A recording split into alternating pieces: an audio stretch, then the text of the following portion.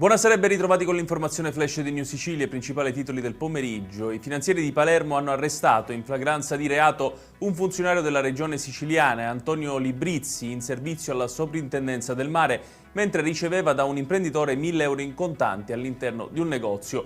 Le indagini sono nate dalla denuncia di due imprenditori a cui il funzionario avrebbe chiesto dei soldi per sbloccare la liquidazione di alcune fatture. Il governo regionale ha approvato il piano assunzionale 2025 che porterà alla stabilizzazione di 259 lavoratori ex ASU, ponendo fine ad un precariato durato decenni. Il presidente Schifani ha definito la misura un atto di giustizia sociale che rafforzerà i servizi della macchina amministrativa regionale. Ci spostiamo nel Nisseno, dove il parroco della chiesa del Carmine di Gela, Don Nunzio Samà, è stato ferito di striscio all'addome con un coltello da uno sconosciuto. Il prete, aggredito all'interno della chiesa, è stato trasferito in ambulanza in ospedale per accertamenti, ma non è in pericolo di vita.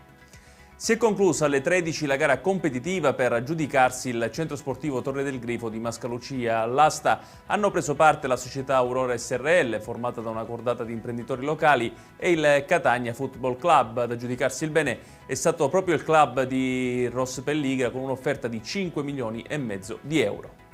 Chiudiamo con il meteo. Per la giornata di domani torna l'alta pressione in Sicilia che garantirà tempo stabile con cieli soleggiati su quasi tutto il territorio regionale. Possibili addensamenti sono previsti in mattinata solo nella parte occidentale dell'isola, dove potrebbero verificarsi anche deboli piovaschi. Ed è tutto per questa edizione. Tutti i dettagli su queste notizie li trovate come sempre sul nostro sito www.newsicilia.it.